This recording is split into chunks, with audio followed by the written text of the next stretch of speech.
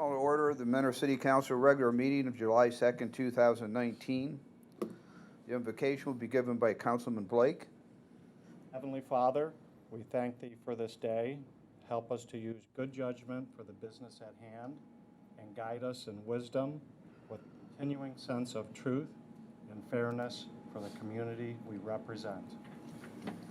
I pledge allegiance to the flag of the United States of America and to the republic for which it stands, one nation under God, indivisible, with liberty and justice for all. Julie, call the roll. Mr. Blake? Here. Mr. Donovan? Here. Mrs. Dowling? Here. Mr. Kirschner? Here. Mr. Krieger? Here. Mr. Landig? Here. Mr. Marne? Here. Approval of the minutes for the regular meeting of June 18th, 2019. Move to approve. Second. Julie, call the roll. Mr. Blake? Yes. Mr. Donovan? Yes. Mrs. Dowling? Yes. Mr. Kirschner? Yes. Mr. Krieger? Yes. Mr. Landig? Yes. Mr. Marne? Yes. Public hearings. I'm going to call the public hearing to order and announce the public hearing is being held pursuant to notice duly published and posted according to law. Clerk, would you please read the title of the legislation? An ordinance approving and adopting the tax budget of the City of Mentor, Ohio for the fiscal year commencing January 1, 2020, and submitting same to the county auditor and declaring an emergency. Mr. Filipiak. Thank you, Mr. President. Mr. Malinowski. Thank you, Mr. Filipiak. This public hearing is related to the subsequent ordinance proposed for our tax collection year 2020 tax budget. The numbers compare favorably to the previous year, primarily due to the revaluation of the county's properties, residential, county-wide. There is a shift of 2.2 mils from our general fund over to our bond retirement fund. That's a typical kind of thing. It's a seesaw back and forth depending on how debt requirements pan out. And other than that, that's the total estimated revenue is estimated at $6.7 million for all funds. And I would recommend approval later on when you hit that ordinance. Thank you. Hey, thank you, thank you. Is there anyone wishing to speak in favor other than yourself? Anyone wishing to speak in opposition? If there are no questions, would the applicant like to respond to anything? But we didn't have anything, so we're even there. Are we in receipt of any letters concerning this issue? No letters? Therefore, the public hearing is adjourned.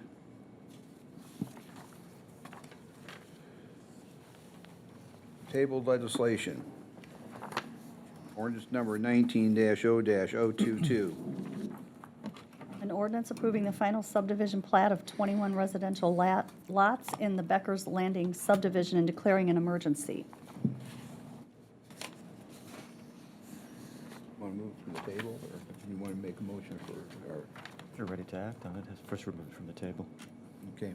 Do you have a motion? Move to remove from the table. Second. Julie called the roll. Mr. Blake? Yes. Mr. Donovan? Yes. Mrs. Dowling? Yes. Mr. Kirschner? Yes. Mr. Krieger? Yes. Mr. Landig? Yes. Mr. Marne? Yes. Okay, That's the reason it was tabled. okay.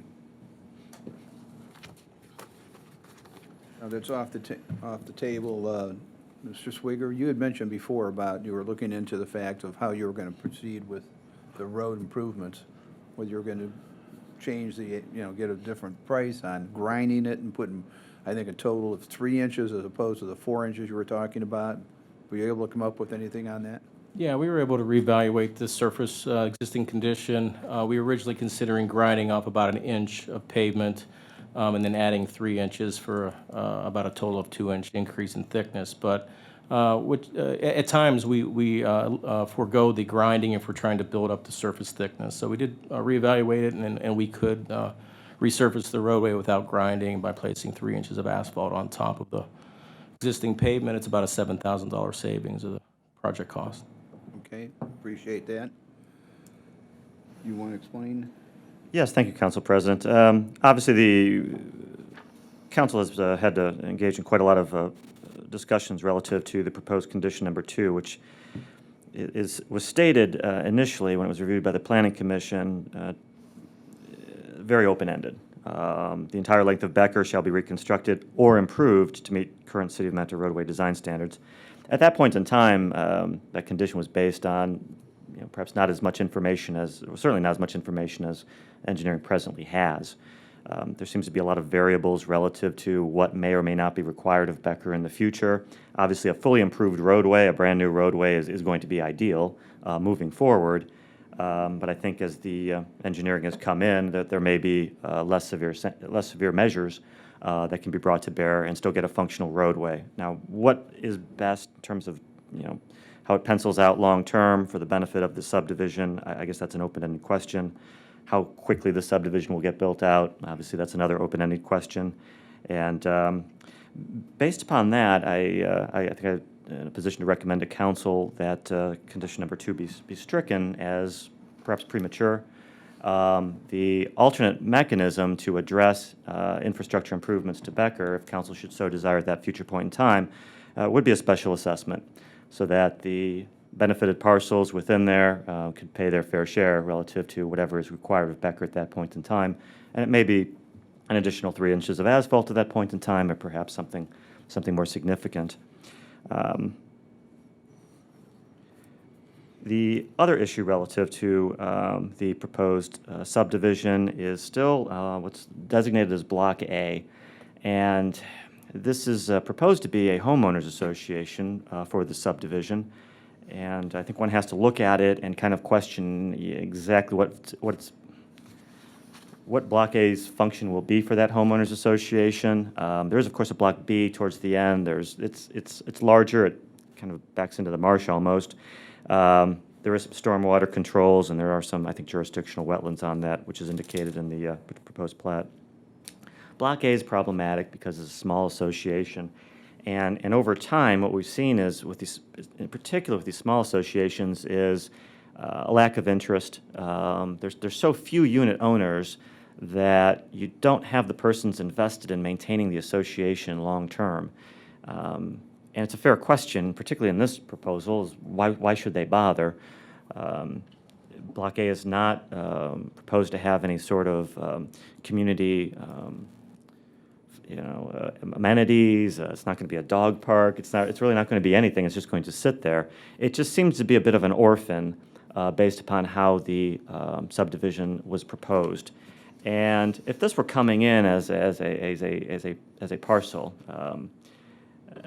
and not as a full subdivision, and someone just said, I've got this long parcel, it's got some frontage on Lakeshore, it extends back quite a ways in length onto Becker. I want to subdivide it and create this, block A. That would be denied.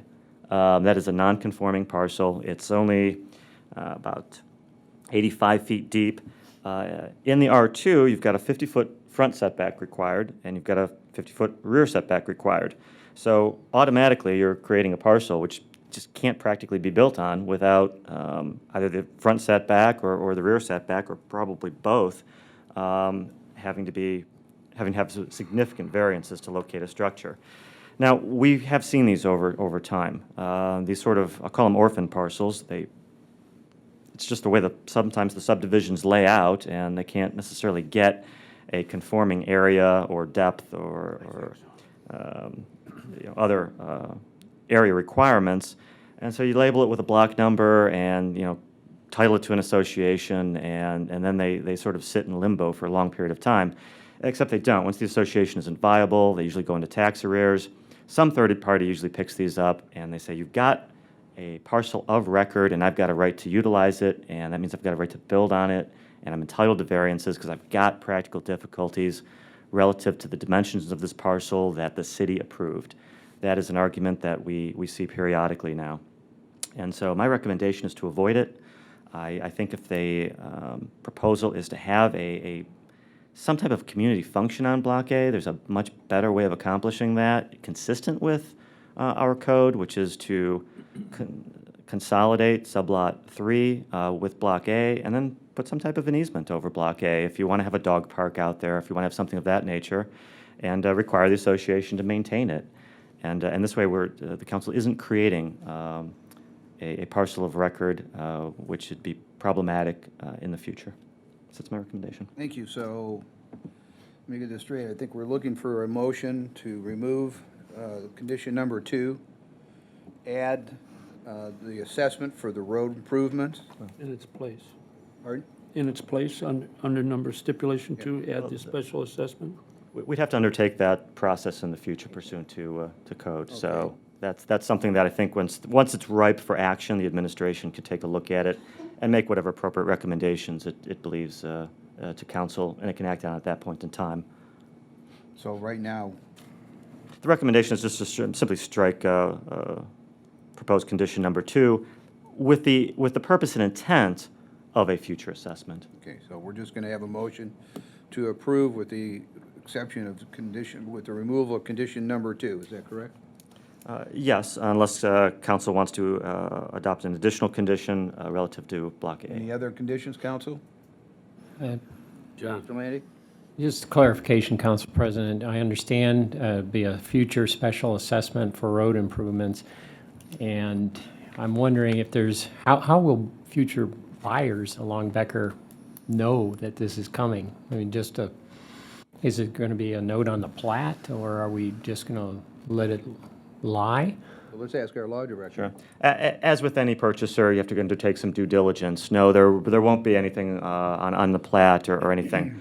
The condition of Becker is self-evident. Obviously, it's a bit of I call it a country road. It's sort of a very, very long drive that just serves a couple residences fairly close to the marsh rim. It's self-evident that's in bad condition, I think. Most buyers ought to engage in some due diligence relative to its condition, and obviously a simple call to City Hall prior to engaging in any purchase, and they can get an answer that eventually it may have to be improved, and that may eventually be a special assessment at that time. And they're really similarly situated to any purchaser of real property. I mean, there's always the potential of special assessments, be it for road improvements or something else. Yeah, again, it's I don't want to say buyer beware, but that still is the law in Ohio. Well, just the norm would be for the city to have a pavement program. That's what I think people will assume, and if it was in my ward, I would want some way to educate them that this is an unusual, not the norm circumstance. It may be that the administration recommends and that the council moves forward with a special assessment very soon after it's platted. I don't want to, obviously I can't speak for the timing of that. That's certainly not a legal question.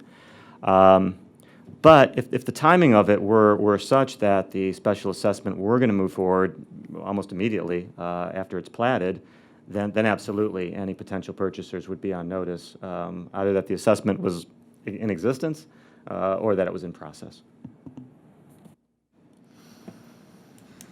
Any other questions?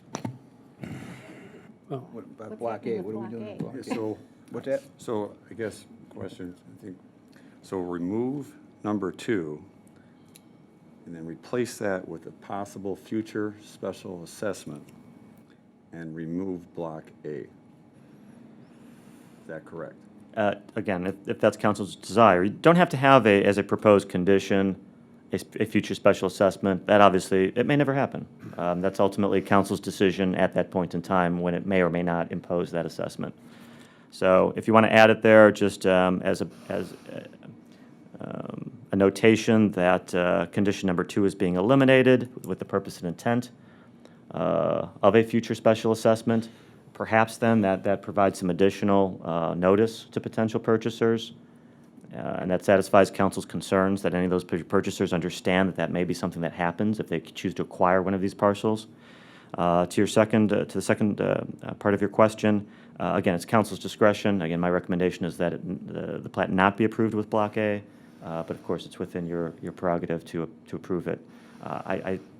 Again, my recommendation would be to approve the plat with the requirement that Sublot 3 and Block A be consolidated for purposes of recordation. Mr. President, your ward. to my ward in unusual circumstances. I think the administration had a question. Yeah, Mr. President, just a couple of questions, actually, or a couple of thoughts on this, because we didn't know that council was going to act on this evening. If we remove that requirement, that item requiring the upgraded pavement, the administration has made the determination that the traffic that will likely be generated there is probably well, the roadway is not sufficient to support it, has been our conclusion, which is why that recommendation was made in the first place. If council doesn't move forward with the special assessment, which of course requires separate legislation, we'll be placing more traffic on that roadway, and some improvement will be required. So either we pay for it or we require the special assessment. How would you like us to proceed? Because at a minimum, I would ask you to place a limitation on truck traffic on that, because that road, as you know, has already been restricted for truck traffic for the adjacent subdivision project. Concern is that if we don't move forward with a special assessment, the city's going to have to improve that roadway, and we're not going to improve it to a substandard. So I think we might want to discuss that before we start issuing building permits out there. Well, so you would like to proceed with this, if we're going to proceed with this, with having in the, as a condition that we're going to have assessments. But we don't know what the assessment's going to be, because we're already got one estimate that saves us $7,000, but in the meantime, it might come out that you need something else done there once construction starts. Is that what you just like to see included in the motion? So we have a pretty good idea of what it would take to upgrade that to a reasonable standard, certainly not an engineering standard that we would require today for a new subdivision, which was greatly reduced from the cost that would be associated with complete replacement up to current engineering standards.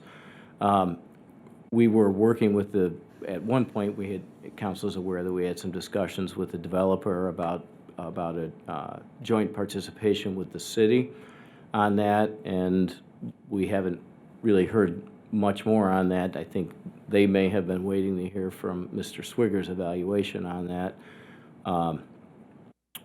So what we do know is that the road needs to be upgraded if we're going to develop those additional lots out there. It's certainly council's prerogative on how and when we proceed with that. I'm looking for that direction, because what I know for sure is that when they start selling lots and they start being developed, that with or without a sign limiting truck traffic and with or without and other traffic associated with normal construction and coming and going is going to create a more rigorous toll on that road. So timing is more of what we're interested in at this point. Mr. President, Yes. from our last 4 or 5 meetings, my understanding was the administration and the developer or their representative were going to get together and come back with a big list of things we asked about and have some answers to them, and it doesn't sound like anybody really ever got together yet. It seems like there was going to be talk of, helping each other with this road, and it just doesn't seem like anybody got together. There's no, a lot of sanitary sewer questions were brought up. I know the developer's representative said that they were going to not use that road as they developed. I find that hard to believe. They would be driving on the property where they would be actually developing the houses. So I don't know how that would work. And it seems like to me there's a lot of questions that aren't answered on this that we asked for over the last 4 or 5 meetings. Well, just to answer your question about the communication, Councilman, we're open to any communication, but essentially, in order to move forward with some sort of joint agreement development, it really lies with the developer to come forward, which I think was suggested at one of your earlier meetings, and suggested that they were going to consider that option. Now, whether they've considered that or not any more than what we originally spoke with them about, I don't know, because they haven't reached back out to us in that regard. Thank you. What I can share with you is I think what Councilman Krieger had asked the engineer and accurately stated, that we know it's a little bit less. So I think what did we estimate, Dave, that the total cost was going to be? I think it was around just under $120,000, and that would have been lowered now with the likely method that Mr. Swigger described. So we know what the cost is. We know what it will take. It's not a great deal of money one way or the other. It's really just a matter of how we want to proceed, because if we're going to upgrade that roadway to a reasonable standard, to the standard that we ultimately think it should be, probably ought to do that before they get started, because then if that road gets torn up because they don't follow our instruction on prohibiting truck traffic, we know we're going to get into some more damage, and it's going to be more costly to upgrade it, and you're going to get into more base repair. I think it's probably in the developer's best interest to see that road upgraded ahead of time, because I think to the point that a couple of councilmen were making, it would make sense that a buyer would want to know what they were getting themselves into. But we're okay with proceeding any way you'd like. I'm just really pointing that sort of a practical matter here. You know, when do we want to upgrade that road anytime in the near future here? I'm just disappointed I thought we were going to have a lot more answers, and I thought we reached out a lot over the last 4 or 5 meetings, and it doesn't seem like anything is really, came of, the offers that we had, and we were willing to help, and. We only control one side. I know that, and that's, okay, thank you. I can answer that question. Okay, Law Director? Thank you, Mr. President. There were quite a lot of communications between counsel for the developer and myself, so they, it was not a situation where they ignored any requests to try to reach some type of a compromise. It's just that the compromise couldn't be reached. So those communications did occur, and I think it's fair to say they understand, because it was discussed in the Planning Commission that if something can't be worked out voluntarily, that a special assessment was a probable outcome. Because again, this is a street that really does not serve the public at large. It's really, unless you live in there or you're visiting somebody there, you really wouldn't have any reason to go down Becker. And therefore, that was probably ripe for a special assessment. So that's something that came up even in the Planning Commission, and is not, I would think, fairly characterized as anything new in this process. Mr. Kirchner? What was the number of potential lots on this? 21 lots. So if they were assessed, the new homeowners would be assessed 116,000 divided by, 120,000 divided by 20? Is that about right? You'd have both sides of the streets assessed, though. Right, but 20 homeowners would be, Whatever's on the new what would be lots. the east side of the street, too, would oh, be so the assessed. existing homes would also be, okay. Okay. Mr. Landig? Yeah, so now that I've heard the administration say that the assessments are really, or the improvements are really needed and upon us, and I hear that the discussion was to move the cost of that onto the home buyers, is there any possibility that this almost $5,000 lot, is what I'm figuring in my head, could be put into the price of the lot as upfront sold? And if we go ahead, we'd have actual dollars, and then the people would know going in what their cost is. Of course, the existing owners are going to get that assessment ticket as well. I'll have to have a law director add. Sure. I don't know if we can assess the developer. No. What would happen is that any potential buyers being made aware that there's a special assessment, that there's a variety of ways that can be handled. It does certainly, because it is a special assessment, it has an impact on the fair market value of the property, and so the purchase price may reflect that diminished value, because that person has the expectation of paying a special assessment over a period of time.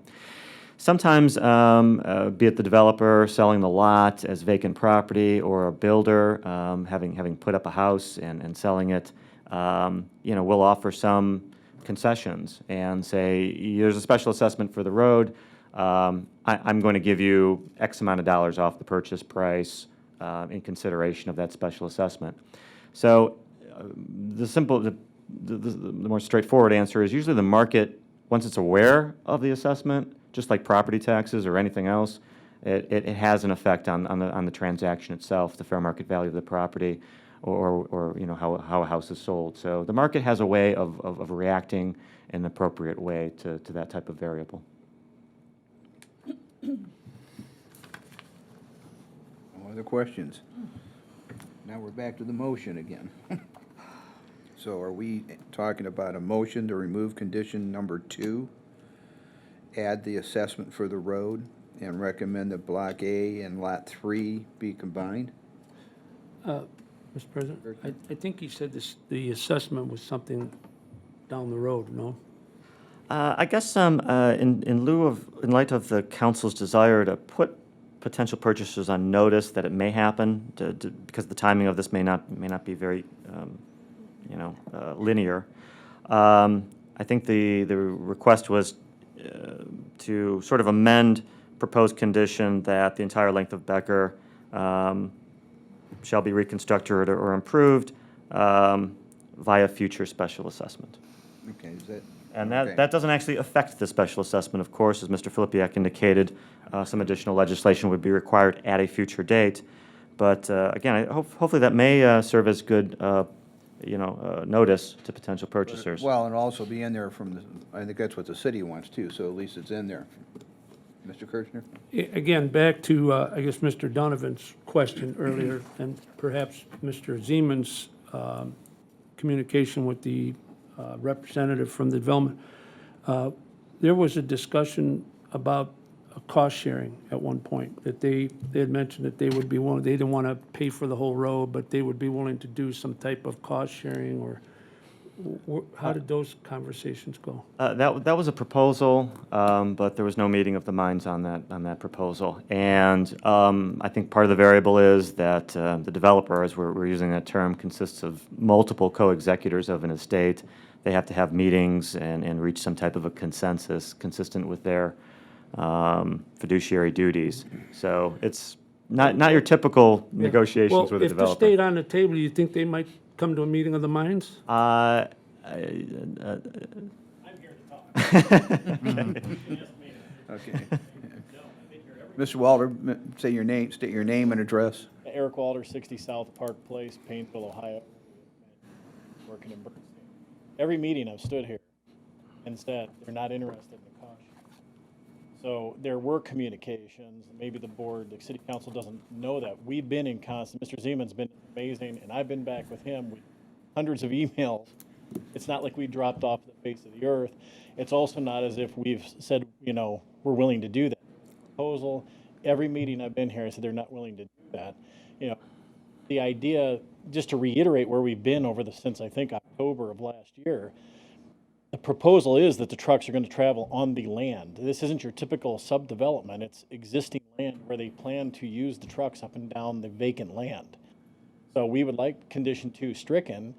And, I don't know legally that you can put in something that a future assessment's going to be assessed. I think your city council meeting record is replete now with the desire to do a special assessment somewhere down the road, which absolutely does require a secondary legislative aspect. So anyone buying, I think, would be hard pressed to say, well, we had no idea, because ignorance of the law is not an excuse. This is well documented in record that these lots are going to have a special assessment at some point. So to put in a notation like that, I'm not sure legally flies, but everyone knows from these minutes that at some point there's going to be a special assessment. And so, we have represented to you every time we've been here, we don't plan to use that road. Now, I get there's a fear that construction folks may go up and down Becker Road, to the extent I'm sure the city's going to have somebody monitoring this. If there's damage to the road, you can address that. But we are asking that condition 2 be stricken, and that one has been open communication, more so than most projects. Mr. President? Yes, Mr. Kirchner? So with respect to the other meetings where it was mentioned that your clients may be interested in participating in cost sharing, that they've since said no? Is that correct? At the end of every meeting, I've said they weren't interested in that. You know, because I thought at one point you had said there may be a possibility that. What I said is if there was a proposal, I guess I get a little irritated because we're saying, oh, there's no communication. I was here 2 weeks ago, and this for the first time came up that they wanted to get an idea what something new needed to be done. I haven't heard a word from anyone. So to sit here and say that somehow my clients or my firm is responsible for no communication is just patently wrong, because we didn't know what was happening. I came here 2 weeks ago, it was tabled again on some new idea that you gotta grind it. No, they're not interested in any sharing. I think I've said that at every meeting, that I've got a bunch of people I gotta deal with, and my marching orders are they're not instructed, for the reasons placed at Planning Commission and for the reasons I placed on this record. You know, they are gonna take every bit of care not to do anything to that road during construction. The special assessment is an option. I'm not sure you can condition, we're asking that condition 2 be stricken. When I heard that this evening, that seems to be, I'm out of this, and everyone moves on. So that's our position at this point. Mr. President? Yes. One last question, I think, for the law director. How many other properties on Becker, other than the 21 new lots, would be affected by this assessment? I know there's at Not many. least 4 houses. In terms of 5, I think. In terms of benefited parcels, there's probably 5 max. 5 Some of the residences actually don't, there's like a little alley almost that comes off Becker. I'm not sure if some of those parcels even have frontage on Becker. I believe there's 11 houses that are existing. That original subdevelopment. 11 other houses. And you've got Block A with frontage. So that would be included in this assessment as well, right? Go back to assuming- homeowners association. And correct. It's not just the 21 houses being assessed for this road, Correct. There are parcels, of other people being assessed. on the east side, and Mr. President? Yes. Just a question for the law director. So the existing homeowners will be assessed if there's a special assessment, correct? yes, The people that live there. So we're talking about informing future people that may purchase on that. They would be aware. But what about these longtime residents? They're just now going to get a special assessment? again, that's up to council ultimately, but yes, that's an accurate chronology. Mr. President? I'm sorry. Just back to consolidating A and B. What is that? What is consolidating A and B? A and 3. There would, sublot 3 basically would be a very long sublot, which would consist of what's currently proposed, and in addition, the lands that are proposed to be Block A. So there wouldn't be a Block A. The plat would have to be modified, showing that as one parcel.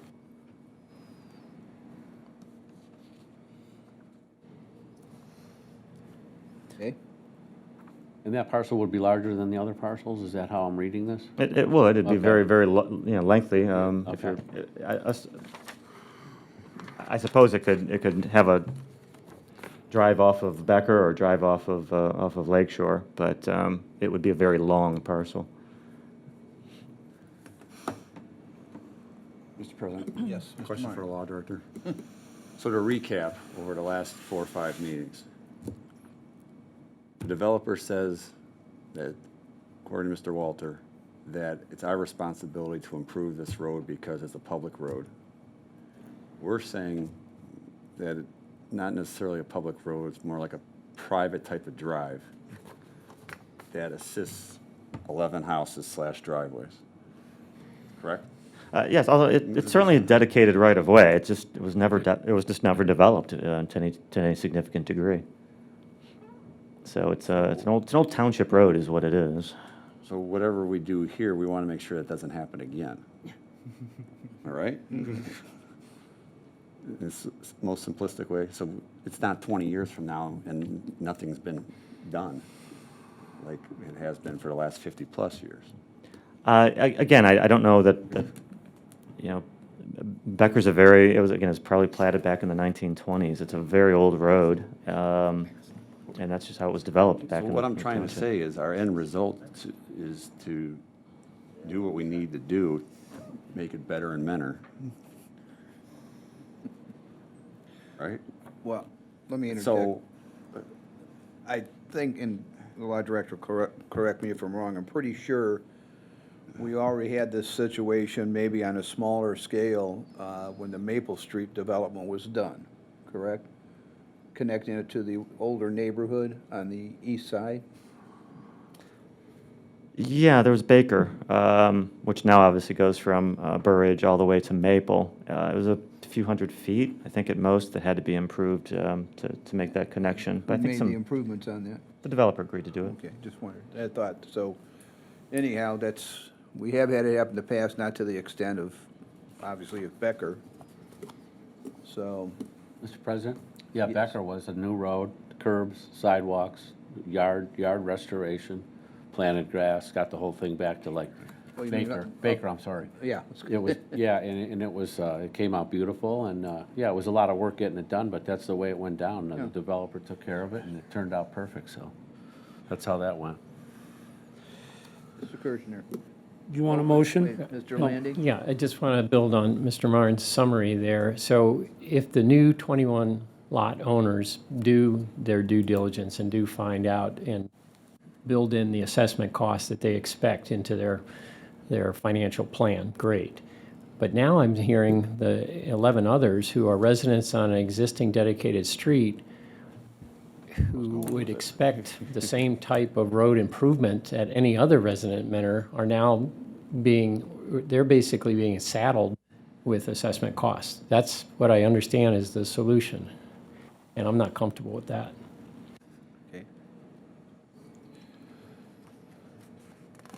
Mr. President, would you like a motion? Yes, Mr. Kirchner. Okay, then in that case, I'll move to approve with the following changes. Block A would be consolidated into Lot 3. Stipulation number 2 would be removed, and a new stipulation would be added that in the future, a special assessment by the city would occur. Thank you. Do I have a second? second? Julie, call the roll. Mr. Blake? No. Mr. Donovan? No. Mrs. Dowling? No. Mr. Kirchner? Yes. Mr. Krieger? No. Mr. Landig? No. Mr. Marne? Yes.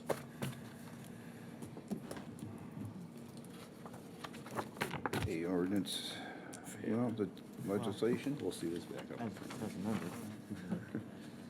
so there, Is there a motion to approve it okay. Well, still the same motion, though, right? Yeah, so we have to have a vote on you suspended that, so we have to have. No, it's off the It's table. off now, okay, It's already had 3 readings. okay. So, let's see, how many? Two. So this is Denied. Okay, so table legislation, ordinance number 19-0-022 has been denied. New legislation, ordinance number 19-0-044. Move to suspend. Second? Julie, call the roll. Mr. Blake? Yes. Mr. Donovan? Yes. Mrs. Dowling? Yes. Mr. Kirchner? Yes. Mr. Krieger? Yes. Mr. Landig? Yes. Mr. Marne? Yes. Move to approve. Second? I know you're supposed to read it. I know. Mr. Blake? Yes. Am I reading it now? Go ahead, and shoot for the record. I read it once. At some point, it has to be Mr. read. Kirchner's a little quick on the uptake there, so. Well, I read it. Anyway, an ordinance approving and adopting the tax budget of the city of Mentor, Ohio for the fiscal year commencing January 1, 2020, and submitting same to the county auditor and declaring an emergency. Thank you. You're welcome. Should I call the roll, or? No. I didn't finish We it? already called the roll, so we'll go to the suspension, right? Yeah, but not for the, Yeah. not for the approval. So, Mr. Blake said yes. Mr. Donovan? Yes. Mrs. Dowling? Yes. Mr. Kirchner? Yes. Mr. Krieger? Yes. Mr. Landig? Yes. Mr. Marne? Yes. Congratulations, Mr. Malinowski. Ordinance number 19-0-044 has passed. Ordinance number 19-0-045. An ordinance amending Section 311.01 of the codified ordinances of the City of Mentor, 2006, as amended, to prohibit the deposit of grass and other such yard waste into any roadway and declaring an emergency. You've got to speak. Mr. Now? You want it now? Oh, do you want it now? I can, yeah, what the heck, we can have Diane now, what the heck. Diane, would you like to come up to the podium here, state your full name and address? I'm so shocked to see you on this topic.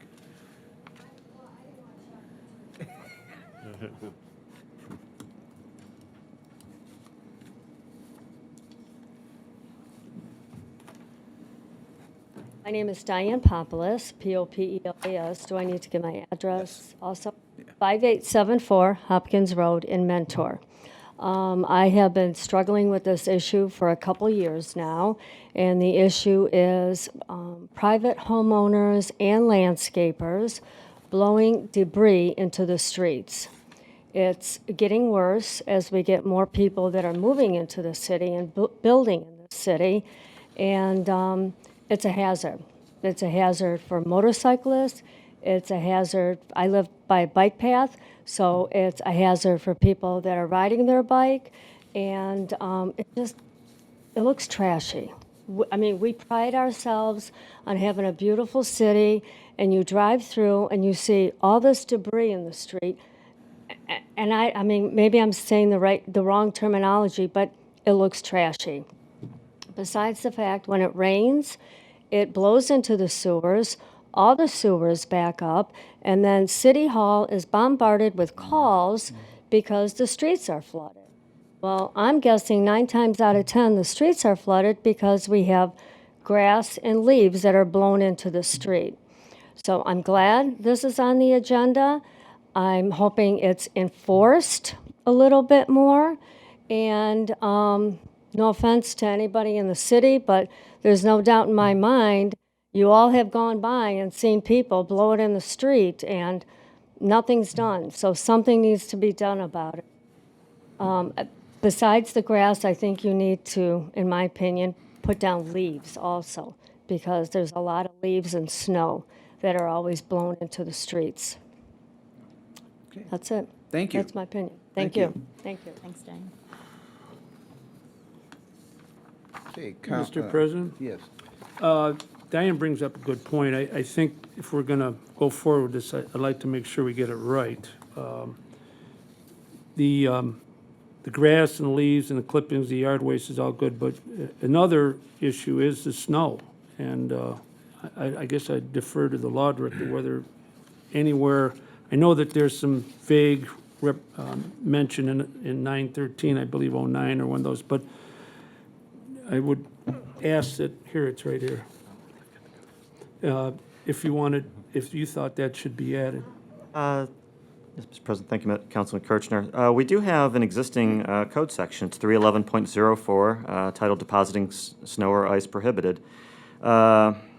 It's, Which one is that? that is section 311.04. Okay. And prohibits any person from depositing or causing to deposit any snow or ice upon the traveled portion of any public sidewalk, street, or roadway, so as to obstruct, impede, or endanger any persons. And then there's also sections dealing with handicap spaces, and so that is covered that under takes that care of that. distinct sort of Answer your- seasonal Answer your Yeah. question? section. Okay. I was looking at the 913 Okay. chapter. Yeah, this, City manager, you have any, you or your administration? Just, again, just to make it easier for the residents that might be reading this and to avoid any type of confusion down the road, I would suggest that maybe we add bike lanes and bike paths to this. I mean, we look at those as extensions of the roadway, but again, for clarification, it's probably not a bad idea to add that. I think that's a good idea since, or do we already have that? Or? roadway is the entire traveled portion of pavement. Well, That's just for clarification, it might be worthwhile so people know it's bike ways, bike paths. Mr. I'll President, second it. can I Wait, say? hold on, I was going to say. Wait, Speedy. Okay. So, if it's a separate bike path, in other words, not an extension of the roadway itself, that would not be covered by this ordinance. Well, I think Like that's what they'd like to sidewalks- add. For example, sidewalks aren't included as Because well. like along, which you're, I think we're all familiar, along Hendricks Road, I mean, those are bike paths, and Actually, they're not. they're not, what are they? They're multi-purpose paths. Multi-purpose. People walk on them, they walk their dogs on them, they have their strollers on, they're really not bike paths. Pretty sure they're. People get confused and they yell at bicyclists on the bike lanes and tell them to get on the bike paths, and it's not a bike path. I think that's the way the money is generated for that, and the ones along the road are called bike lanes, but I always looked at them as multi-purpose, but call them what you want. If it gets us grant money, They get used in a multifaceted manner, that much we do know. yes. Well, the question is, council, your pleasure, do you want to add bike paths or multi-purpose Purpose. lanes to this legislation? You already got a second. Yeah. Okay? Second. Okay. President? Ms. Dolly? Minute. Hold on. You know, this is just a totally common sense thing. There's zero cost to the residents. It's just a matter of turning your lawnmower the other direction. I mean, it's not a heavy burden on anyone. I guess one thing I'd like us to clarify is that who should the residents contact on this? Should it be code enforcement? Should it be the police department if they want to file a complaint? I think we need to make it really clear, and I think we'll save ourselves a lot of aggravation if we clarify it now. City manager? Well, I think this is, yeah, it's part of the traffic code, so clearly it's a criminal violation, so it would be the police department. Okay. That may be something you want to talk about here, though, because the other thing that actually concerns me a little bit, and by the way, we're fully supportive of the action, because we all agree that this creates a safety hazard. What I'm hoping to avoid is the neighbors that hate each other that call because the guy that's blowing the leaves into his yard may get a few of them into the street at the same time, and we're getting a glut of calls on that. Generally speaking, our officers know how to handle that situation, and they can ascertain whether or not it's representing an injurious situation or not.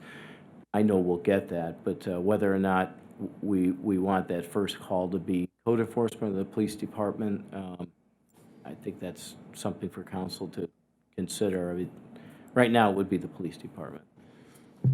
Mr. President, Mr. Kirchner? personally, I think the police have better things to do than chase down complaints about grass. And I would really like to see our code enforcement handle that. I agree with that. I mean, it's not an emergency. It's not as though you're calling and someone has to come right out and deal with it. And I agree that the police have pretty full plate. Yeah, the only issue is the immediacy of the hazard that may be presented by this activity. And obviously, there's been a lot of media reports. Motorcyclists are particularly susceptible to going down once they hit this grass. It's basically hitting water. If you treat it as a code enforcement issue, there's, notice of violation, order to correct. You're going to get some lag time necessarily if you treat it strictly as a code violation, where that grass might be there for until the next day, assuming the people bring themselves into compliance, as opposed to an officer being able to go out there into a bad situation that presents a current hazard and citing that individual immediately. That to me is a material aspect of enforcement of this that the council should consider, and however you handle it. But I think what's being suggested is to take it out of the traffic code completely, which obviously would require a rework of this ordinance. I would point out, I'm sorry, Mr. President, this, the current version of 311.01, the police have cited for grass clippings in the roadway under the current version of this section. There's been, I think, per my assistant, maybe 2 citations, and those were precipitated by accidents that happened. So this amendment sort of clarifies, I think, for the benefit of the public, and frankly, it's an aid to our enforcement ability, because it is very specific as to the conduct which is prohibited. So that's, I think, why the amendment to this section is in some form or other a good thing. But again, it has been, these grass clippings have been handled under the current version of this section previously. I guess, without talking to Chief Gunch, I guess we could indicate, pass it as is as far as a motion, and utilizing the police department, unless it becomes a problem for the police department, we can always address at a later date to say, okay, it's becoming too cumbersome for the police department, we'll switch it over to code enforcement. I'll second that. Thank you. Mr. President? So, go ahead. Mr. President? Oh, yeah, to that point, and to Joe's point, I agree with that. I mean, it does create the only opportunity to remediate an immediate hazard. Also, keeping in mind that the patrolmen are out there in the neighborhoods, they're likely to be the first ones to see it, too, just driving through. So we may want to put it in both at some point. Right. We do that, we do that with junk vehicles as an example. If we don't get, that's a little less of an immediate situation, obviously. But something to consider. We could bring something back to you, but I don't think anything is harmed by passing it this evening. If it became a burden to the police department, we could address that to council and fix it then. And you still want bike lanes and multi-purpose lanes added? That's. I think we should, just Okay. because it. Say, would you like to do that? Because I already seconded. Okay. Third. All right. Mr. President? Hold on first. One last thought on this. Up until now, we're leaving out the landscapers. And landscapers sometimes are the worst offenders in this. No, Diane mentioned the landscapers. All right. No, I know that they're included. I just wish there was some way that we could send out notification of this new ordinance to them. Because in the last 4 years, at least 3 times a season, I'm stopping and making somebody get the lawn clippings out of the road that they just blew into there. And sometimes you see these guys with the leaf blowers and they're blowing it into the road. So if there was some way, and I know we don't have a listing of landscapers in this city, but they are amongst, I think, some amongst the biggest offenders. You have the police show up to cite the homeowner, and they can say, look, this is my landscaper. So I don't know if there's any way of getting that word out, but I think they need to be put on notice. Ms. Dowling? I believe in discussion, Ante is planning on putting like a public information thing together for the channel, so that's already been worked on. Someone was going to go out, so it will be getting some. And once the residents watch that channel and pick up on that information, and they see if they have a landscaper, they're probably going to tell the landscaper, look, you got to stop that, because I'm going to get a ticket, or you're going to get a ticket. So. Mr. President? Yes. Just one thing to the law director. Like you said, 311.01, isn't B, if we add to B, wouldn't that be what we're looking for, instead of adding a whole new? We just want to, I drafted it. 311.01. Right. Add on to B and you have it, what we just talked about. I didn't really want to, the answer is I didn't really want to rework B because it was so specific relative to noxious, destructive, injurious material. I didn't want to say, and grass clippings and leaves. The idea is to have something extremely specific to deal with this unique problem, and that, and also as an aid to our patrol officers so that they're familiar with this section, and if they're dealing with a landscaper just blowing a ton of debris and grass clippings, they can immediately get them to stop, and if they say, no, too bad, they would know immediately to cite under this specific subsection. It makes enforcement that much easier as well, frankly, when they're issuing the uniform Okay, thanks. issuing the uniform tickets. Good explanation, thanks. We'll just suspend. Mr. President, one other thing on this, because now that the can of worms has been opened, Yeah. and I think to Councilman Donovan's point, obviously, if someone is working in the roadway, taking down a tree, they're gonna, by the nature of the activity, drop things in the roadway. They're obviously not likely to leave them there, but they would be in violation by causing or permitting them to be deposited. We may solve the issue you're concerned with by adding some language in here that accepts such activity for a temporary period through permitted activities. That way, if they had to come to the engineering department, for example, to get a right-of-way permit, because they're gonna take a tree down and the limbs are gonna fall in there anyway, they would have a good idea that, at least in that activity and maybe some of the other activities that they conduct in our city, that it's a no-no. So just a thought, because again, everybody that takes down a large tree, I was driving here on my way in today, and there were trees up and down Bellflower coming down, and, you know, those trees necessarily find their way in the roadway. Now, they get cleaned up, but is that a violation at that moment? Probably is, the way under the explicit language.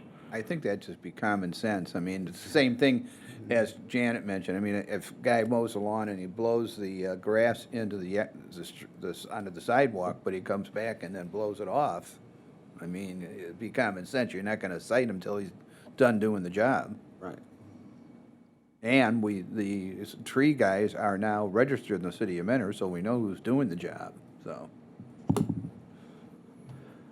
I would second with the additional stipulations that were in there. We gotta I- suspend it. We'll need to make, We're suspending, we've got a motion. Right, you gotta- To suspend the rules. Right, nice second. We're gonna second. Yeah, Right. with the, No, then we're We're just gonna go back and suspending the add. rule. Go ahead. so, motion to suspend? Motion suspended. Yeah. Okay. Julie, call the roll. Thank you. Mr. Blake? Yes. Mr. Donovan? Yes. Mrs. Dowling? Yes. Mr. Kirchner? Yes. Mr. Krieger? Yes. Mr. Landig? Yes. Mr. Marne? Yes. approve with the additional, Mr. Yeah, I think, again, this is a traffic code item, so we'll want to be extremely specific. So I think we should probably reread this so that the clerk has, and that the record's absolutely clear as to what the amended language will be. Okay. So as I understand it, Section E was proposed, the floor amendment is, it will read, "No person shall deposit, place, or blow onto any roadway." And then some additional, the amended language will be, Bike path, Or- bike lane or multi-use paths. Multi-purpose, or bike lanes or multi-use paths, multi-purpose, purpose. multi-purpose. Okay, so, Multi-use would mean a lot of people are using it. Multi-purpose means there's a lot of purposes that you could use on that path. You're a lawyer, right? well, Figure it that's out. the problem, because we don't have those, we don't have definitions for those things, so that's why I'm, Well, you have definite, look it up on Google, it'll say How about multi-purpose. multi-purpose public paths? well, it's, I'm happy with that.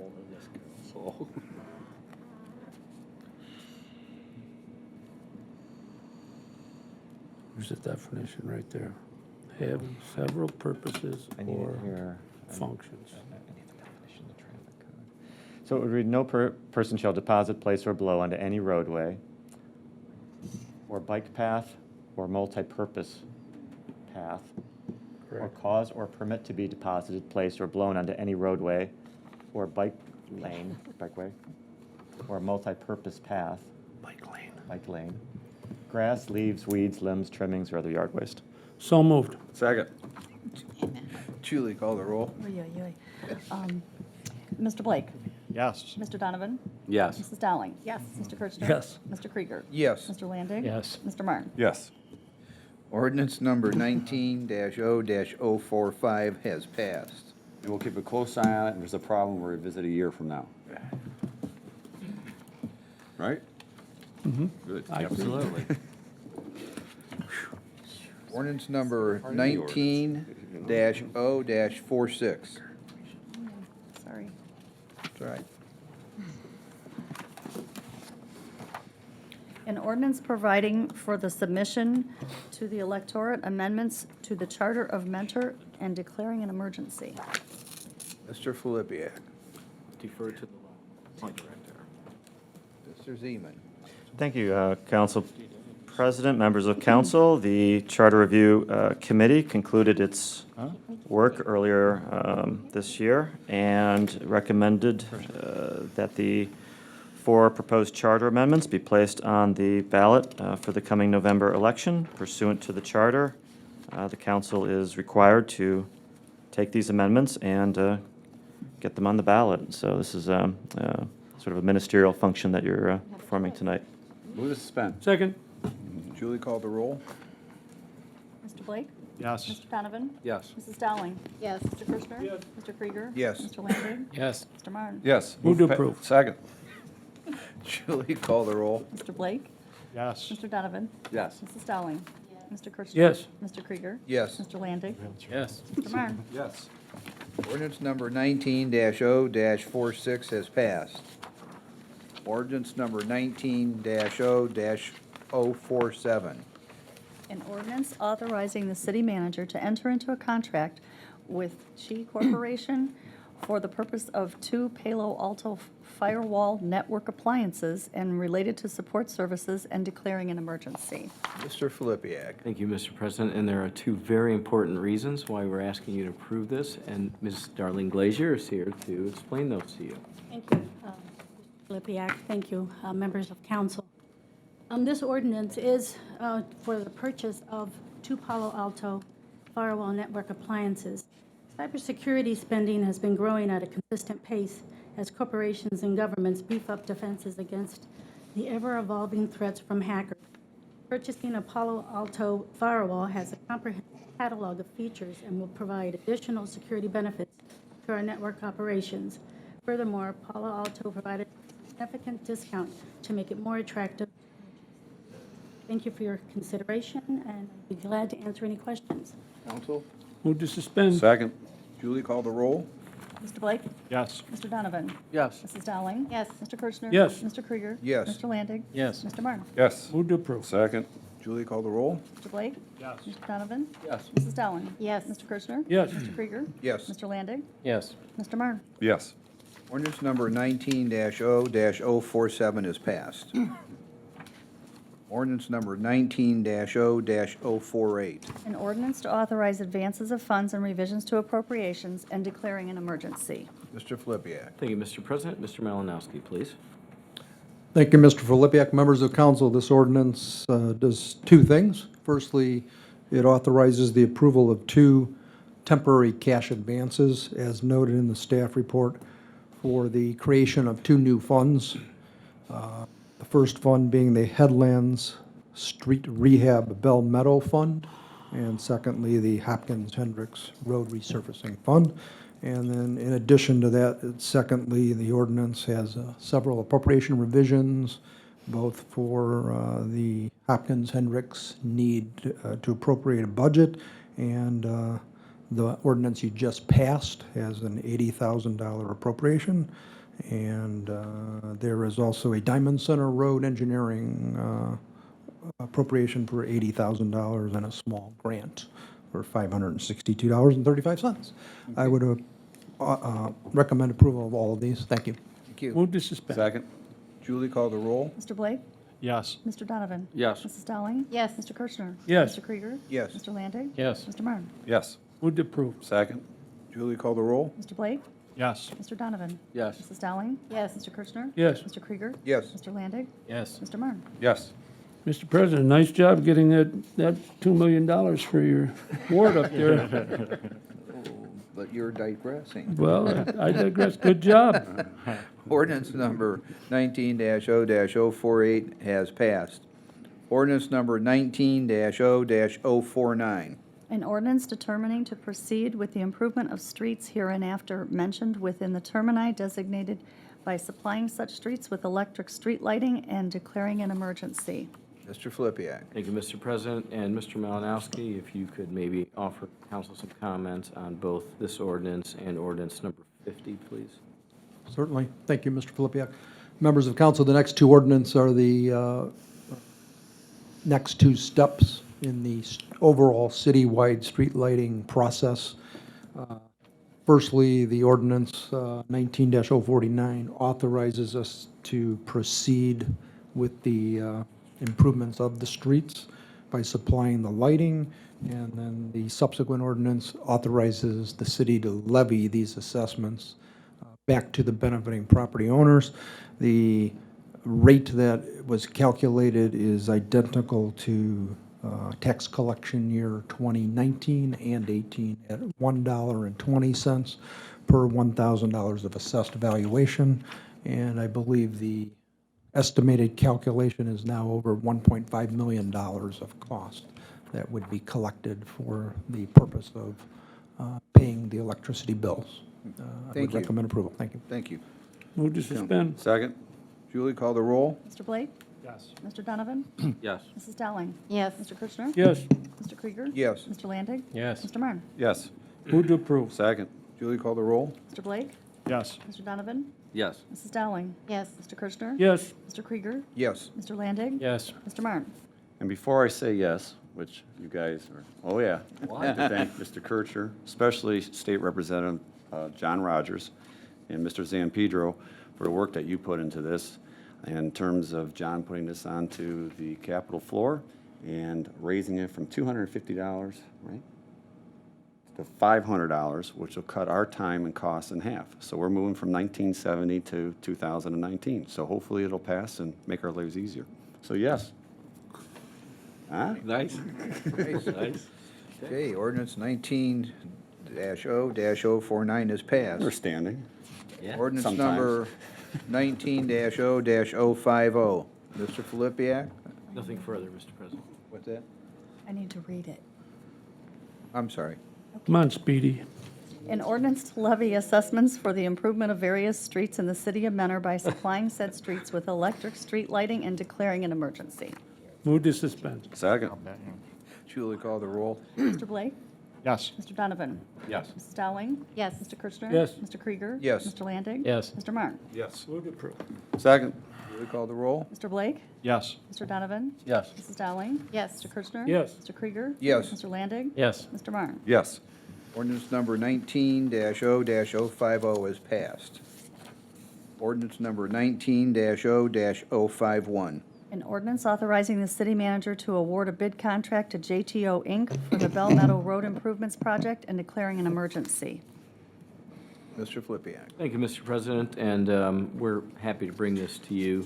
I think we're making even greater progress on the Headlands Road Rehabilitation phased project out there. As council's aware, Marigold's complete and Orchard is about halfway done, I would say, at this point. And we were able to include several other streets in this year's resurfacing contract with some additional depth repair. So I think the Ward 4 residents have reason to be pleased up to this point, and this is another nearly $2 million project, which I'll ask the city engineer to describe to you here momentarily, but also pointing out that in each of these three phases now, with the full reconstruction with Marigold, Orchard, and now Bell Meadow, we have received $500,000 in grant dollars for this project, and similar grant dollars in the last two. So, we've been doing a pretty good job through our engineering department of strength of those applications through OPWC, and it's allowed these to go forward at a much lower cost to the residents at the end of the day. Mr. Swigger? Thank you, Mr. Filipiak. The Bell Meadow Road Improvements Project consists of complete roadway reconstruction using asphalt pavement and concrete curbs similar to Marigold and Orchard roads. It also includes drive apron replacement, sanitary sewer main lining, and T repairs, storm sewer lateral replacement. Project limits will extend from Woodridge Road to Lake Overlook Drive. Lake County Department of Utilities will cover all costs associated with sanitary sewer main lining and repair. 3 bids were opened on Friday, June 21st for the project. Bids consisted of a base bid, an alternate for storm sewer lateral replacement, and 2 alternates for either cement base stabilization and paving or stone base installation and paving. Based upon performance expectations of the stone base, including subgrade drainage beneath the pavement, the concrete stabilization option was eliminated from consideration. The bids ranged from a low bid of $1.9 million approximately to a high bid of approximately $2.5 million. It's been determined that JTO Incorporated of Mentor, Ohio submitted the lowest total bid of $1,973,815.60, which includes the stone base construction and storm sewer lateral replacement. The engineer's opinion of probable construction cost was $2,393,000. And a review of the bid from JTO Incorporated indicates it's in conformance with all contract requirements.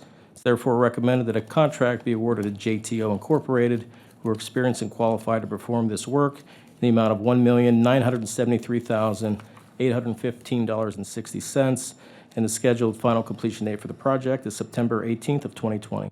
Thank you. Move to suspend? Second? Julie, call the roll. Mr. Blake? Yes. Mr. Donovan? Yes. Mrs. Dowling? Yes. Mr. Kirchner? Yes. Mr. Krieger? Yes. Mr. Landig? Yes. Mr. Marne? Yes. Move to approve? Second? Julie, call the roll. Mr. Blake? Yes. Mr. Donovan? Yes. Mrs. Dowling? Yes. Mr. Kirchner? Yes. Mr. Krieger? Yes. Mr. Landig? Yes. Mr. Marne? Yes.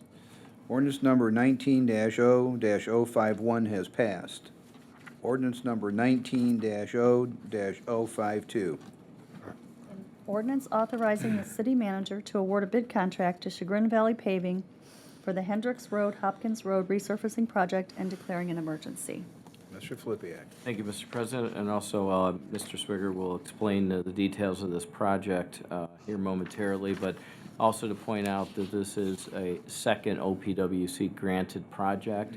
The city will receive approximately $150,000 on behalf of it. So again, in that single funding year with the Bell Meadow project, we received about $650,000 in grant dollars. So I know Mr. Landig is very familiar with the process, and we're glad to be getting a fair share out of that in multiple years now. Mr. Swigger? Thank you, Mr. Filipiak. Bids were opened on Friday, June 21st for the Hendricks Road, Hopkins Road resurfacing project. The project will provide asphalt pavement resurfacing on portions of Hendricks Road from White Oak to State Route 2 and Hopkins Road from Hendricks Road to Market Street. I would like to add that full-depth pavement repairs of the multi-purpose path will also take place within the project limits. The bid package consisted of a base bid and no alternates. The 4 bids received range from a low bid of $345,427.80 to a high bid of $411,730.60. It's been determined that Chagrin Valley Paving of Chagrin Falls, Ohio, submitted the lowest total bid of $345,427.80. The engineer's opinion of probable construction cost was $415,000. A review of the bid from Chagrin Valley Paving indicates it's in conformance with all contract requirements, and it's therefore recommended that a contract be awarded to Chagrin Valley Paving in the amount of $345,427.80. As the city manager mentioned, the project will receive up to a $150,000 grant and a $50,000 loan from the Ohio Public Works Commission. Scheduled final completion date for the project is October 31st of this year, and your approval is recommended. Thank you. Move Counsel? to suspend? Second? Julie, call the roll. Mr. Blake? Yes. Mr. Donovan? Yes. Mrs. Dowling? Yes. Mr. Kirchner? Yes. Mr. Krieger? Yes. Mr. Landig? Yes. Mr. Marne? Yes. Move to approve? Second? Julie, call the roll. Mr. Blake? Yes. Mr. Donovan? Yes. Mrs. Dowling? Yes. Mr. Kirchner? Yes. Mr. Krieger? Yes. Mr. Landig? Yes. Mr. Marne? Yes. Ordinance number 19-0-052 is passed. Ordinance number 19-0-053. An ordinance providing for the submission to the electorate the question of the sale of beer and intoxicating liquor on days of the week other than Sunday between the hours of 10 a.m. and midnight on Sunday at the City of Mentor Amphitheater located at 8550 Munson Road and declaring an emergency. Mr. Flippia. Thank you, Mr. President. This is a relatively simple one. Those precincts affected would be voting on whether or not to allow liquor sales at the amphitheater. Essentially, it's our intention to serve wine at our events there, and that's the purpose of this. Move to suspend? Second? Julie, call the roll. Mr. Blake? Yes. Mr. Donovan? Yes. Mrs. Dowling? Yes. Mr. Kirchner? Yes. Mr. Krieger? Yes. Mr. Landig? Yes. Mr. Marne? Yes. Move to approve? Second? Julie, call the roll. Mr. Blake? Yes. Mr. Donovan? Yes. Mrs. Dowling? Yes. Mr. Kirchner? Yes. Mr. Krieger? Yes. Mr. Landig? Yes. Mr. Marne? Yes. Ordinance number 19-0-053 is passed. Ordinance number 19-0-054. An ordinance authorizing the city manager to approve the fiscal year 2019 Community Development Block Grant Budget, submit the fiscal year 2019 through 2021 CDBG Consolidated Plan, and the fiscal year 2019 Action Plan, and enter into sub-recipient agreements to undertake the action plan and declaring an emergency. Mr. Flippia. Thank you, Mr. President, members of council, and this is our annual spending plan essentially for our community development block grant for the upcoming fiscal year. The overall funding dollars are a little bit lower than the past, not significantly. I should have had that number, but I want to say it was around 160,000 last year, just over. So it's slightly reduced, but not significantly. The one thing that I will point out to you, because most of the program aspects are essentially the same, with one significant, I think, change, and I'll draw your attention to. There's a program under the activities indicated as stay-at-home FHRC. And essentially what that does is allow for, in conjunction with some other organizations, including the Home Depot, who has a foundation that will participate in this program along with some other agencies.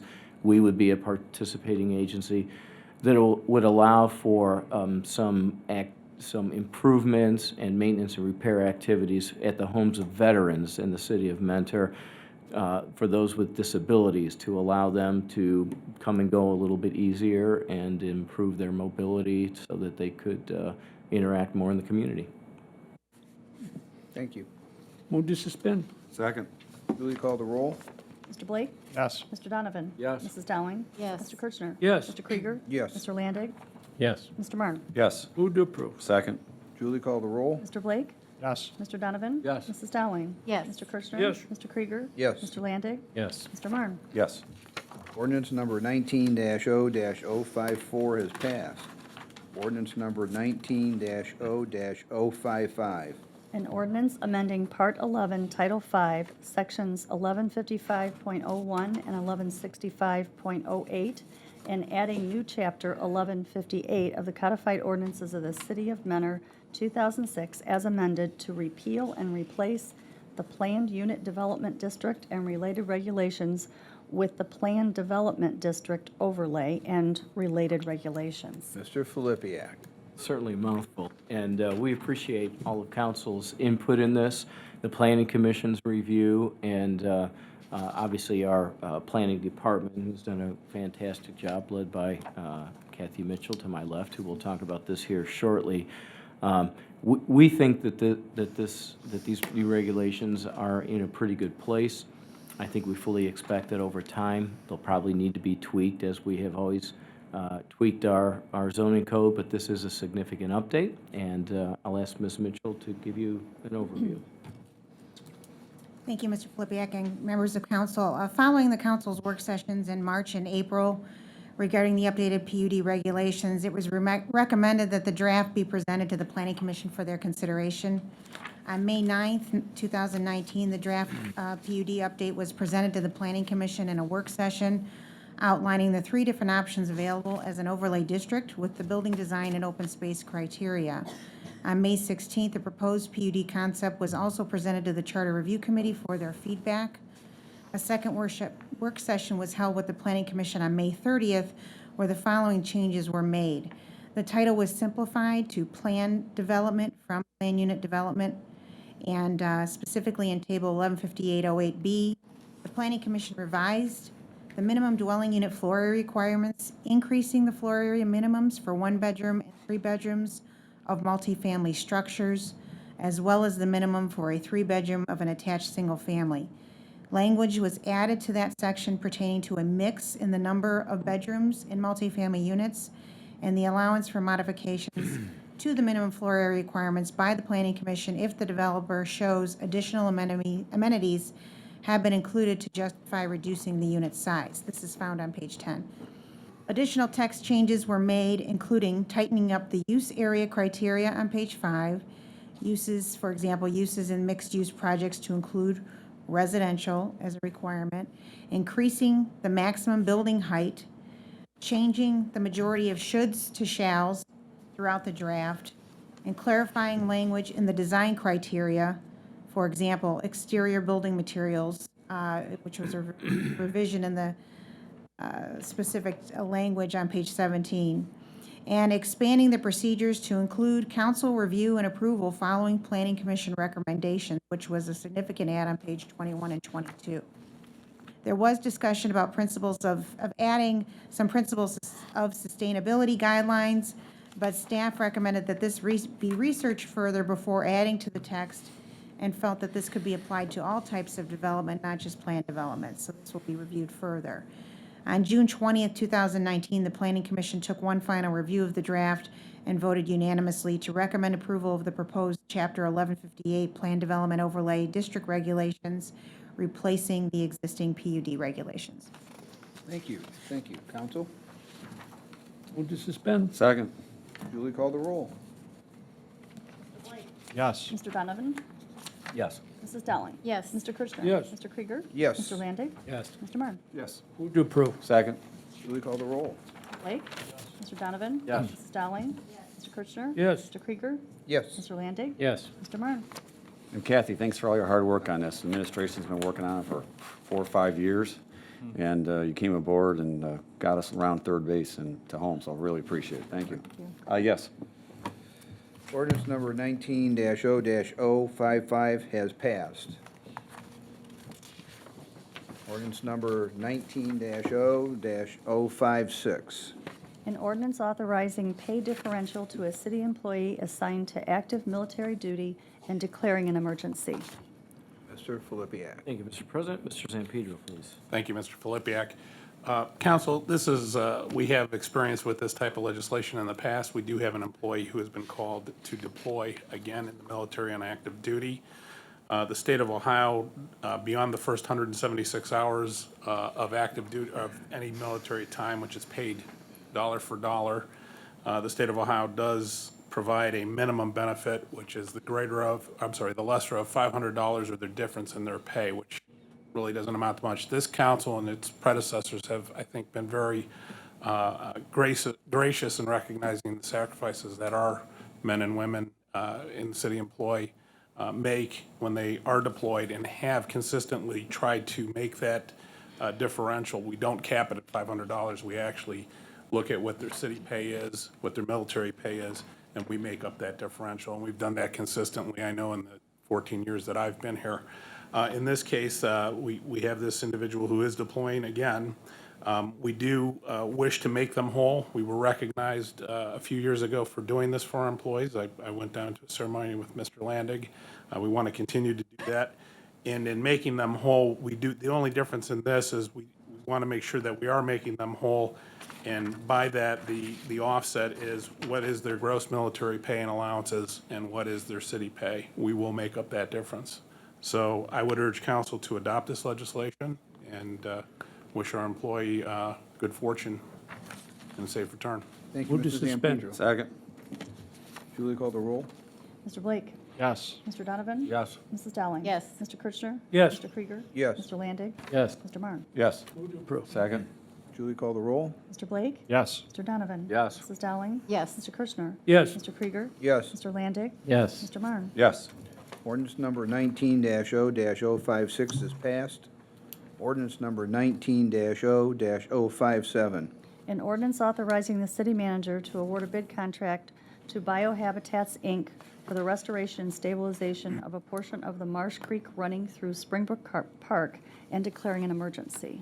Mr. Filipiak. Thank you, Mr. President. And sometime back, the city applied for, through the EPA, for a grant under their Section 319 funding for wetland restoration at Springbrook Park. I'm happy to say that we were awarded a grant in the amount of $264,000. So of that, $440,264 is granted.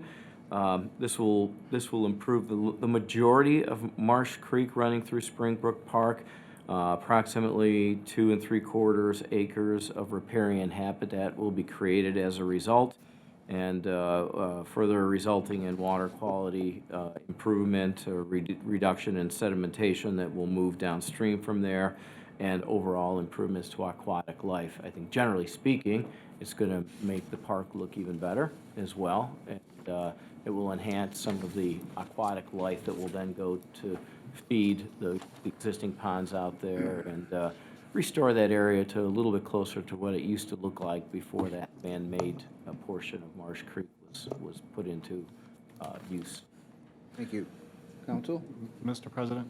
Yes, Mr. Lanning. So just to kind of Blake. build on that, this will restore that natural habitat area along the stream, which is completely fitting with our use of that park, is to be a passive, nature, natural, relaxing park. So very happy for this. I know it's a lot of money, but it's definitely worth it when we see what comes about. So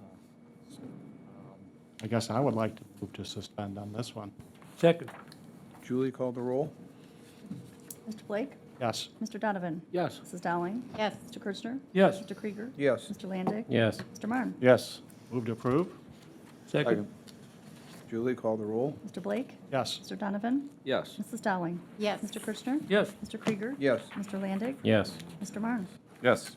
Ordinance number 19-0-057 is passed. Resolution number 19-R-106. A resolution approving amendments to the Articles of Incorporation of the City of Mentor, Ohio, Lake County Communities Energy Special Improvement District, Inc., and declaring an emergency. Mr. Filipiak. Thank you, Mr. President, and I'm going to try to make this as simple as possible. Essentially, you're doing two things with this ordinance. Council will remember back in 2010, we first adopted the Special Improvement District. It was labeled at that time as the City of Mentor and the Lake County Community Special Improvement District. We did it in order to support the Great Lakes Mall upgrade project, and there was just under $2 million worth of bonding that was provided through the Lake County Port Authority at that time. Since that, it was always intended at that time that other Lake County communities would be able to join. And essentially what this Special Improvement District does is allow for special assessments to be levied to a property for energy improvements. So in their case, it was improvements to the roof and some of the skylights and HVAC and the rest, and some other improvements that made it possible for the mall to be further improved. And their success, I think, is largely a result of the start of this project. So it's been good for us. What we're being asked to do essentially is amend that legislation to allow for two things. One would allow for, and the primary thing would be to allow any other community to join this. Now, when we say community, keep in mind these are project-by-project affairs anyway. So anytime a project takes place in a community, it's the project that is added into the district, so the private parcel is added into the district, but it then allows the jurisdiction to have a representative on that board. So what you are approving here today allows for that board to automatically alter its composition to add a community representative from whatever community joins up. From this point forward, we understand that there's a project in Willoughby that's being contemplated, East Lake, that's being contemplated that was precipitating this, and that would allow this to be changed and the board composition to be changed without having to come back to you in the future for additional legislation. So it's an automatic alteration. Move to suspend. Second? Julie, call the roll. Mr. Blake? Yes. Mr. Donovan? Yes. Mrs. Dowling? Yes. Mr. Kirchner? Yes. Mr. Krieger? Yes. Mr. Landig? Yes. Mr. Marne? Yes. Move to approve. Second? Mr. President? Yes. Before moving forward, one other change I should make you aware of. It's also changing your board council. This council gets, as each jurisdiction would, gets one direct appointment. So under the revised code, the chief executive officer of that community, myself in this case, is automatically on the board, and then council gets one other appointment. When we first did this, I believe Ron Traub was named as our appointee. What we're simply doing here is naming the position of Economic Development Director. So whoever would hold that position would be appointed, your appointee to the board. Okay, thank you very much for that clarification. Good job for Kevin. He needs a little more work. Yeah. Well, when he's not on vacation. So anyhow, where were we? Calling the roll? Call the roll. Mr. Blake? Yes. Mr. Donovan? Yes. Mrs. Dowling? Yes. Mr. Kirchner? Yes. Mr. Krieger? Yes. Mr. Landig? Yes. Mr. Marne? Yes. Resolution number 19-R-106 is passed. Second reading, we have none. Third reading, we have none. Manager's report. All right, we'll keep this short, Council. Last time we got together, Council had adopted legislation for roof improvements at 2 city facilities. I indicated to you at that time it was our expectation that our insurance company would be picking up the cost of that, and I do have confirmation of that. A claim in the amount of $386,000 minus our $1,000 deductible has been honored, so that will be paid for at their expense. Our recently appointed police captain, Mike Majernik, will be attending the 277th session of the FBI National Academy. He'll be out of the office from July 7th through September 14th. We've had a number of our officers, our highest command ranks going through that process. It's a great honor to be accepted, correct, Chief? Did you want to mention anything about that? I know you've past graduate. It's really a great accomplishment to be selected for that and to be accepted into the National Academy. I think it's less than 1% of all officers in the United States attend the Academy. So it's really a great honor, and you learn a lot, and it really helps you in career development. Thanks, Chief. We'd also like to remind residents that fireworks are illegal to possess, use, or sell in the city of Mentor. Most injuries are due to firecrackers, sparklers, and bottle rockets from backyard displays during the month that surrounds the 4th of July holiday. Sparklers burn 10 times hotter than boiling water, and children younger than 15 years of age account for 40% of injuries, many of which occurred under the watchful eye of parents. We want our residents to celebrate our country's freedom by leaving the fireworks display to the professionals. And also a reminder that at 8 p.m., the Cleveland Pops Orchestra will be performing on the 4th of July at the Mentor Civic Amphitheater, followed at approximately 10 o'clock by our Best in Northeast Ohio fireworks display. That's all. Thank you. Thank you. Mr. President, Mr. if I Kirschner. could, I've got unfortunately, I want to bring up an issue I have with this administration. As the administration's aware, I was very disappointed to find outdoor sales, large display of outdoor sales at Home Depot. I complained about it. Was told that the Planning Commission approved in their submission located here on Drive Aisle in Home Depot's submission, a seasonal plant display area between 4.1 and 7.5. I did watch the meeting on May 9th, and there was never any mention during that meeting whatsoever about outdoor sales and display allowances for the Home Depot.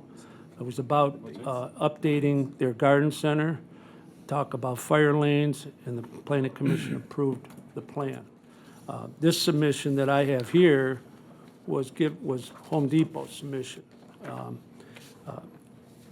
little historical perspective, because I don't think it's appreciated that 20 years ago or later, the taxpayers sent members of the Planning Commission to American Planning Association meetings, and it was made very clear at these meetings that you don't want to have outdoor sales and walkways that are for walking to be covered up with outdoor sales. And then if people want to sell garden equipment, that should be done in the garden center.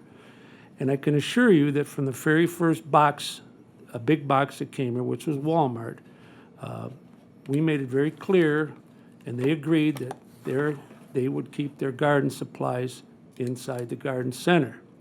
Each one thereafter, Lowe's, Home Depot, all of them. We even, Home Depot manager at one time was cited and had to go to court because of it. So I continue to bring this up every year, and I know we go through planning commissions, we go through new administrations, we go through new councils, and I'm not sure that they can appreciate that we don't have mulch piled sky high in our gas stations, and it's all a result of all this. You know, a lot of hard work went into this. And when I saw this, I did look up the code, and the code's very clear.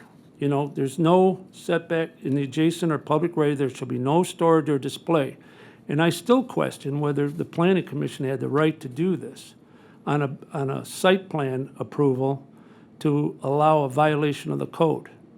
Now, I talked to the law director about it, and he said it's a little vague, it can go either way, I guess. I don't want to take words out of your mouth, Joe, but I hope going forward that we're treating this, because there's some work going on there, as a one-time event, and that going forward, not every other big box and everybody else decides that because Home Depot's getting this treatment, they're going to start doing it. Because I hope that's the case. But again, I'm disappointed that this went through, and I did look at the meeting, like I said, it was never mentioned. And I will tell you that I talked to the chairman of the planning commission, they had no idea that was in there. So, my 2 cents. Thank you. Mr. Zeman, is there something we can do about that? I mean, if they were to draw in on a drawing, and somebody didn't pick up the fact that they were gonna have automotive car storage in the parking lot, would we say, yes, I'm sorry, we missed that? Yeah, the application was a little bit more, it wasn't just the site plan. The application was submitted with a fairly detailed cover letter indicating that it had 2 components. One was the additional seasonal outdoor display of merchandise, and then a permanent outdoor area for the storage of equipment rental. So it had 2 very clear components to it, and then, of course, their site plan that they had proposed had indicated those areas as well. I certainly apologize to the council. This was, I think, a situation where it having been tabled, based on my read of the minutes, it may have been that the Planning Commission, having focused so much on the issue of equipment storage and where that would be appropriately located and contained, it may have been a situation where when the motion to approve was made, the motion to approve of the application, and there were some conditions, that it just sort of got a little bit lost in time, that there was this also proposed display of some plant material on the sidewalk outside of the garden center. So the code, I don't think, is a model of draftsmanship. I think its intent is clear, but as with many of our older ordinances, there was always this exception that seemed to creep into these things, unless approved, unless this, unless that. And I think to Councilman Kirchner's point, it should be a lot more definitive if that is the city's policy moving forward, that a sidewalk is a sidewalk, and nothing needs to go on that except for pedestrians. And I would recommend that it be redrafted again to avoid this, because I think there has been some, over time, erosion of what Councilman Kirchner indicated, which was, from a very strict, absolutely not. And I certainly remember as a assistant law director, many meetings in the Planning Commission where a request for a red box on a sidewalk outside of the store was denied. I mean, they were very, very, very strict about it, and I think that was consistent with the code. And over time, there has been some erosion of that, and I think part of the reason for that is, again, the code's not necessarily a model of draftsmanship. I do recommend taking a fresh look at it and making it more definitive, because the more definitive is, the more certain the ultimate outcome for any of these requests are. And actually, it would prevent many of these requests in the first place. Thank you very much. Okay, with that, having said that, clerk's correspondence. Nothing to report. Nothing. Commission and committee reports. We are in possession of Municipal Planning Commission work session, May 30th, 2019, and the regular meeting of May 30th, 2019, and the Tree Commission for June 19th, 2019. Old business, we have none. New business, I'd like to just mention, received a letter from Walgreens. They have an employee, Catherine Kenny, who celebrated 40 years of working with Walgreens here at the Mentor store at 9400 Mentor Avenue. Congratulations to her. Mr. President. Yes. Another piece of new business, well, it's not new business, but something I wanted to just bring forward. Last Thursday, we had a car accident in South Mentor, and it involved a 17-year-old who ran his car into a tree. car caught fire. The 17-year-old's leg was broken, and he was unable to exit the car. Two residents driving by saw what the aftermath had happened. They saw the fire, and they were able to extradite this young man. And I want to call these two residents out for their bravery and their quick action. I think that if we could permit Chief Searles to expound on this even more, because the fire department showed up and these guys had done the job. They did, sir. Thank you, Councilman Blake, for reminding me of that call. And we have some good people in Mentor, and as Councilman Blake explained on Thursday, June 20th, about 8 p.m., a driver did lose control. It was a new driver. It was raining. Lost control on Perkins, and some area residents came to their aid, and it was John and Hunter McGrath. They immediately ran to the car that was on fire. The driver could not exit the vehicle due to leg injuries. They rescued him from the vehicle and began treatment, and also found an extinguisher to put the fire out. And when we arrived, the fire was out. Our paramedics did have to treat the young driver. We took him to the trauma center. He has been released. He is expected to have a full recovery. But without the aid of John and Hunter, this call could have been a lot worse. So thank you for reminding me of that call. I do plan to nominate the McGraths, John and Hunter, for the life-saving award at Lake County Fire Chiefs. So thank you, sir. Well deserved. Good people in our community. Absolutely. Thank you, Chief, for expounding on that. Persons before council, we have, well, we've already had our person before council. Thank you, Diane. And, oh, you want to say something else? Oh, no, you have to come to the microphone. Sorry.